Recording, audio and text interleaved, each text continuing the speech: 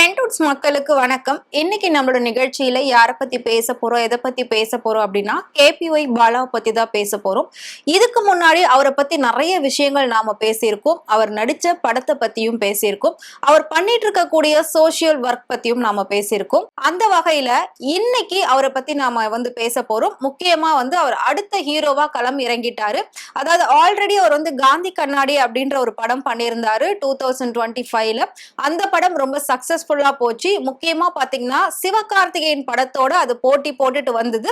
யார் படம் அதிகமா ஓடும் அப்படிங்கிறப்போ மக்கள் மத்தியில பாலாவோட படத்துக்கு ரொம்ப பெரிய வரவேற்பு இருந்தது.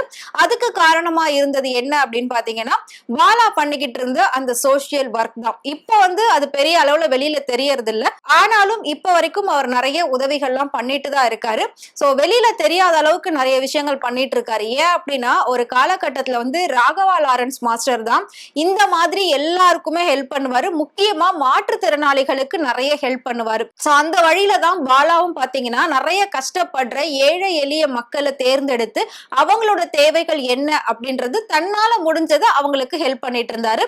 பட் இத பார்த்த நிறைய பேர் என்ன சொன்னாங்க அப்படின்னா பாலாக்கு எப்படி இவ்வளவு பணம் வந்தது, அவரோட பின்னணியில யார் யார் இருக்காங்க, இந்த பணம்லாம் அவருக்கு எங்க இருந்து வருது, அவர் சொந்த பணத்துல இருந்து எடுத்து செய்யறேன், சொந்த பணத்துல இருந்து எடுத்து செய்யறேன் அப்படின்னு சொல்லிட்டு இருந்தாரு. அவர் என்ன ராஜ பரம்பரையா, ஜமீன் பரம்பரையா, தலைமுறை தலைமுறையா என்ன சொத்து சேர்த்து வச்சிருக்காங்களா, இல்லைன்னா விஜய் டிவில மிகப்பெரிய ஒரு பிரபலமா அவர் வலம் வந்துகிட்டு இருக்காரா, ஒரு ஷோக்குமே லட்சக்கணக்கில் அவர் என்ன சம்பளம் வாங்குறாரா, எதுவுமே கிடையாதே.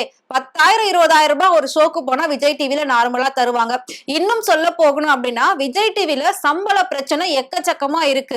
வருஷம் இந்த பிரச்சனையை பத்தி ஒவ்வொரு ஆக்டருமே பேசிட்டு தான் இருக்காங்க.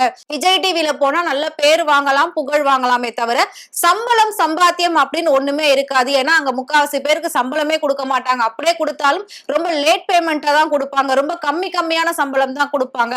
பட் நல்ல ஒரு ரீச் இருக்கும். சோ அதுக்காக தான் நிறைய பேர் விஜய் டிவியை சூஸ் பண்ணி போய்கிட்டு இருக்காங்க. பட் அந்த வகையில பாக்குறப்போ அங்க இருந்து வந்த பாலா எவ்வளவு சம்பாதிச்சிருவாரு. இப்போ அவரோட சொந்த பணத்துல எப்படி அவரால் இவ்வளவு ஹெல்ப் பண்ண முடியும். சோ பாலாக்கு பின்னணியில ஏதோ ஒரு பெரிய விஷயம் இருக்கு. இது மிகப்பெரிய ஒரு நெட்வொர்க்கா இயங்குது. அதாவது வெளிநாடுகள்ல தொடர்பு வச்சு தீவிரவாதிகள்லாம் உள்ள வருவாங்க. இது மூலமா இந்த மாதிரி ஹெல்ப் பண்றேன் அப்படின்னு சொல்லி ட்ரஸ்டுக்கெல்லாம் கோடி கணக்குல பணம் கொடுக்குறேன்னு சொல்லி அவங்க நிறைய பிளாக் மணியை இங்க யூஸ் பண்ணுவாங்க. அப்படி இப்படின்னு சொல்லி எக்கச்சக்கமான கான்ட்ரவர்சிஸ் கேபிஒய் பாலாவை பத்தியும் அவர் பண்ணிக்கிட்டு இருந்த அந்த சோசியல் ஒர்க்கை பத்தியும் வந்தது. பட் நீங்க என்ன வேணா சொல்லிட்டு போங்கப்பா, நான் இப்படிதான் அப்படின்னு சொல்லிட்டு அவரோட வழியில கரெக்டா எல்லா விஷயமும் பண்ணிட்டே வந்தாரு. அவர் பண்ணதிலே யாராலையும் மறக்க முடியாத ஒரு விஷயம், யாராலையுமே பண்ண முடியாத ஒரு விஷயத்த அவர் பண்ணிருக்காரு அப்படின்னா, அதாவது பண்ண முடியாது அப்படின்றது கண்டிப்பா கிடையவே கிடையாது. நடிகர்களை பொறுத்த வரைக்கும் பண்றதுக்கு அந்த மனசுன்னு ஒண்ணு வேணும். அந்த மனசு இருந்தா மட்டும்தான் எதையும் பண்ண முடியும். சோ பாலா கிட்ட அந்த மனசு இருக்கிறதுனாலதான் அவர் பண்ண ஒரு விஷயம் இன்னைக்கு வரைக்கும் எல்லாரோட மனசுலயும் நின்னுகிட்டு இருக்கு.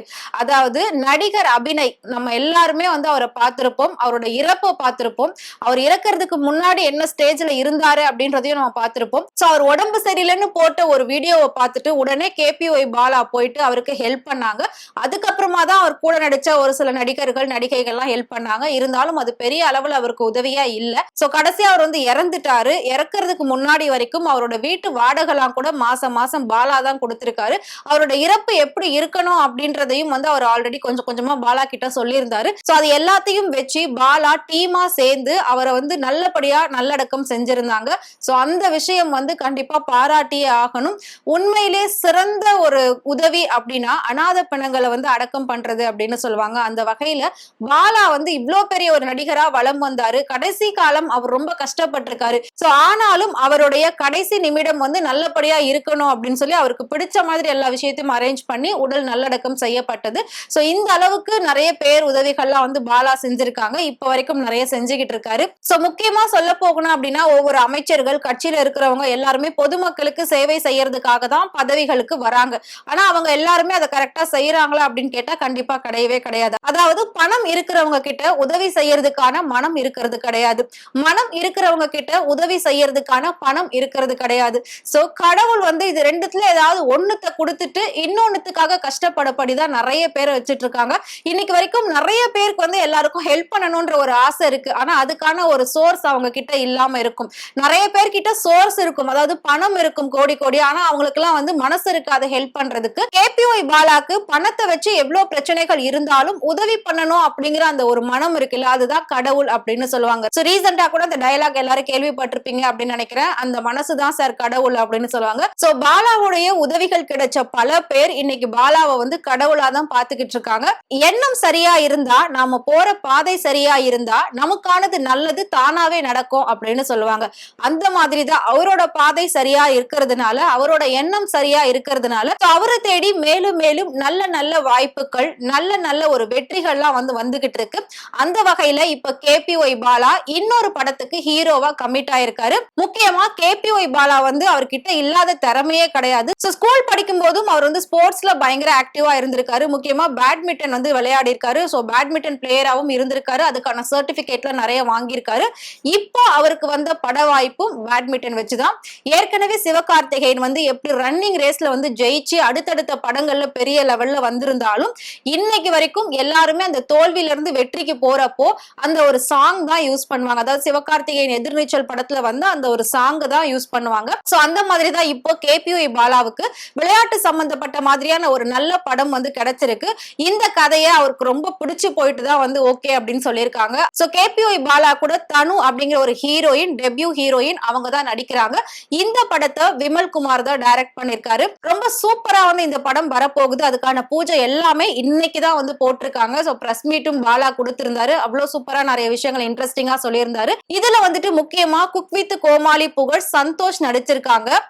80s 90sல மிகப்பெரிய ஒரு கனவு கண்ணியா வலம் வந்த நடிகை மீனா.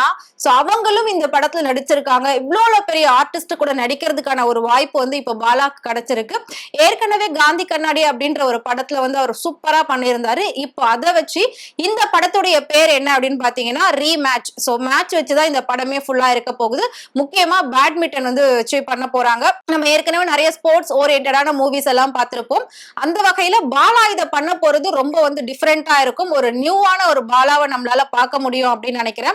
ஏன் அப்படின்னா பொதுவா வந்து காதல் கதை, அப்புறம் 2K கிட்ஸ், ஜென்சி கிட்ஸ் இந்த மாதிரி தான் வந்து படங்கள் எடுத்துக்கிட்டு இருக்காங்க. ஒரு நல்ல குடும்ப பாங்கான படமோ இல்லாட்டி ஒரு ஸ்போர்ட்ஸ் ஓரியன்டான, அதாவது இப்ப இருக்கக்கூடிய யங்ஸ்டர்ஸ்க்குலாம் மோட்டிவேஷனா இருக்கக்கூடிய ஒரு மூவிஸ் எதுவுமே வர்றது கிடையாது.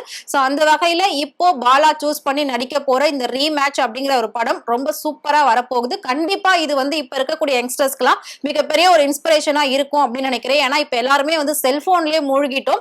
அதனால நம்ம வந்து கிரவுண்டுக்கு போயிட்டு ஒரு ஆக்டிவிட்டியான ஒரு பிளேயிங் எதுவுமே நம்ம பண்றது கிடையாது. சோ இதை பார்த்ததுக்கு அப்புறமா நிறைய பேருக்கு கிரவுண்ட்ல போயிட்டு நம்ம இனி எல்லாமே விளையாடணும் அப்படிங்கிற ஒரு தாட் வரும்ன்றதுல எந்த ஒரு சந்தேகமும் கிடையாது. சோ இது எல்லாத்தையும் தாண்டி முக்கியமா இந்த படத்துல இன்ஸ்டா இன்ஃபுளுசர்ஸ்க்கு நிறைய வாய்ப்புகள் கொடுத்திருக்காங்க.